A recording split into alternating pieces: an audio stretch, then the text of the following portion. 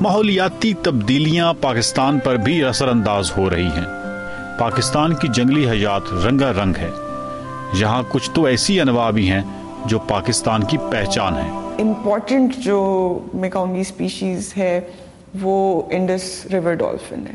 اب دریائے سندھ کی اس کو ہم لوکل مقامی زبان میں بھلن کہتے ہیں۔ بھلن جو ہے وہ میں کہوں گی ہماری پہچان ہے، اور اگر ہم دنیا میں جا کے جو لوگ جانوروں کو جانتے ہیں اور ہم کہیں کہ ہم اس ملک سے ہیں جہاں انڈس ریور ڈولفن پائی جاتی ہے، تو وہ کہیں گے آپ پاکستان سے۔ انڈس ڈولفن یا بلہن پوری دنیا میں صرف دریائے سندھ میں ہی پائی جاتی ہے۔ پچھلے 10 سال کے اعداد و شمار بتاتے ہیں کہ معدوم ہوتی اندھی ڈولفن کے حوالے سے کچھ بہتری سامنے آئی ہے۔ یہ ایک انتہائی خوشائند بات ہے کہ مختلف محکموں کی محنت سے یہ ختم ہوتی ہوئی نو دوبارہ سے بڑھ رہی ہے۔ اب اس کی ایسٹیمیٹڈ پاپولیشن 2006 کے سروے کے مطابق 1600 سے 1700 کے درمیان میں ہے، اور یہ صرف پاکستان میں ہے، تو یہ بہت خوشائند بات ہے کہ اس کی تعداد میں اضافہ ہوا ہے۔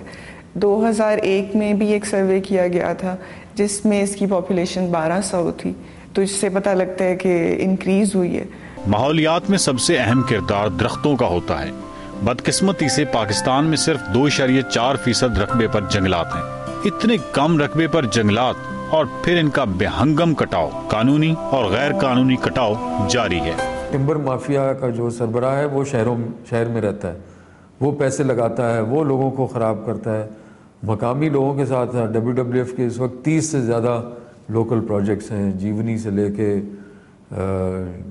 گلگت بلتستان اور کشمیر تک۔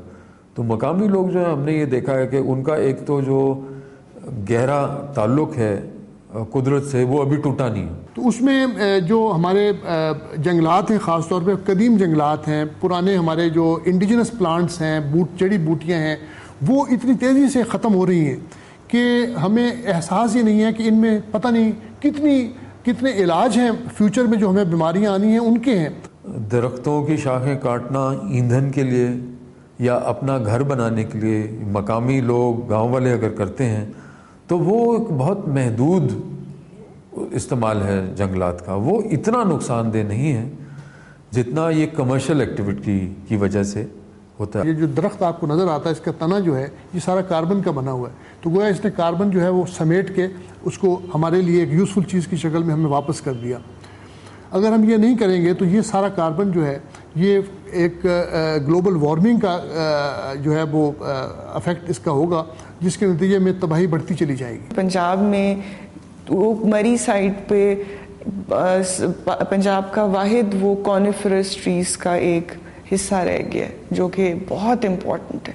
تو مری میں جو ڈیولپمنٹ یا ہر طرف میں یہ چیز ذہن میں رکھنے کی ضرورت ہے کہ اس فارسٹ کو ہم کس طرح بچا سکتے ہیں۔ لاہور ہائی کورٹ نے اس وقت ایک سو موٹو کیس کیا ہوا ہے کہ مری کے جنگلات کچھ ہاؤسنگ سوسائٹیز نے غیر قانونی طور پہ قبضہ کیا ہوا ہے، تو اس قبضے کو چھڑانے کے لیے کورٹ نے خود سو موٹو نوٹس لیا ہے۔ ایک درخت کاٹ کر اس کی جگہ کوئی دوسرا درخت لگانے کی روایت ہمارے ہاں ویسے بھی کافی کمزور ہے۔ تو انگلینڈ میں مثال کے طور پہ ایک انوینٹری سسٹم ہے جس میں کہ جو قدیم جنگلات ہوتے ہیں ان کو آپ چھیڑ نہیں سکتے، ان کا ہر وقت حساب کتاب ہوتا ہے کہ یہ خطہ جو ہے اس میں آپ ڈیولپمنٹ نہیں کر سکتے، اس میں پرانے طرح کے پودے جو ہیں، ہمارے یہاں وہ چیز نہیں ہے۔ فیری میڈوز جیسے جنگل نہ صرف ماحول دوست ہیں بلکہ پوری دنیا میں پاکستان کی پہچان ہے۔ کیا کوئی ناگا پربت کو بغیر فیری میڈوز کے تصور کر سکتا ہے؟ اس طرح کے قیمتی علاقوں میں درختوں کی کٹائی سے دوہرا نقصان ہوتا ہے۔ فیری میڈوز کا علاقہ ہے جو ناگا پربت پہاڑ کے بیس کیمپ کا ایریا ہے، وہ بھی چلاس کے قریب بنتا ہے، تو وہاں پہ ایکٹیویٹیز کمیونٹی کے ساتھ مل کے ہوئی، تو وہاں کچھ جنگلات واپس آئے ہیں۔ جو بابو سر ٹاپ ہے، کاغان ویلی سے ہو کے جو چلاس گلگت بلتستان میں جاتے ہیں، وہاں پہ آج سے 20 سال پہلے بہت بے دردی سے جنگل کی کٹائی ہوئی تھی، تو ان میں سے کافی علاقے ایسے ہیں جس میں پلانٹیشنز ہوئی ہیں اور وہ ریوائیول ہو رہی ہے۔ ہمارے ساحل پر تیمر کے جنگلات پر بہت ساری انواع کی حیات کا دار و مدار ہے۔ یہ جنگلات نہ صرف سمندر کے کھارے پانی کو روکنے کا سبب ہیں بلکہ پانی کے نیچے اور فضا میں ان کا کردار انتہائی اہم ہے۔ کیونکہ مینگرووز جو ہیں پاکستان کے 4 مختلف علاقوں میں پائے جاتے ہیں. سب سے زیادہ انڈس ڈیلٹا میں ہیں، کوئی 90,000 ہیکٹیئرز کے قریب، اور باقی کوئی جو 15,000 ہیکٹیئر ہیں وہ بلوچستان کے 3 مختلف علاقوں میں ہیں، سومیانی، کلمت ہور اور جیونی ایران کے بارڈر کے بالکل ساتھ ہے. اگر دریائے سندھ کا پانی ڈیلٹا تک نہیں پہنچے گا، جو بہت لوگوں کا خیال ہے کہ جی جو وہاں تک جاتا ہے وہ سمندر میں گر کے ضائع ہو جاتا ہے، لیکن ان لوگوں کے لیے خاص طور پہ یہ کہنا ضروری ہے کہ جو پانی آپ کا دریا کا سمندر میں جا رہا ہے وہ ضائع نہیں ہو رہا، بلکہ وہ آپ کے پورے مینگروو کی ہیلتھ کے لیے امپورٹنٹ ہے. مینگروو ایکو سسٹم کو پولیوشن کے حوالے سے جو تھریٹ ہے وہ ایک تو کراچی کا سیوریج اور انڈسٹریل ویسٹ.